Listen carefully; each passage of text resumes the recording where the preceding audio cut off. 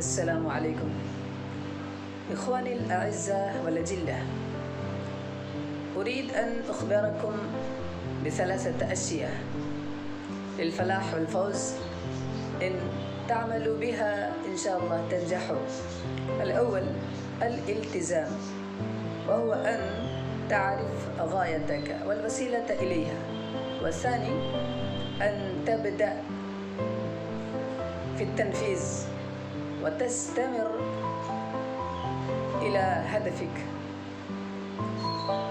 على طريقك الذي رسمته.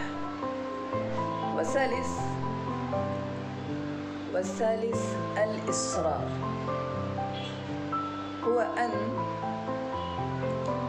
تتخطى العقبات وتغالبها مصرا على الوصول إلى هدفك، ولا تجعل أي عقبة توقف استمرار خطوك. شكرا لك.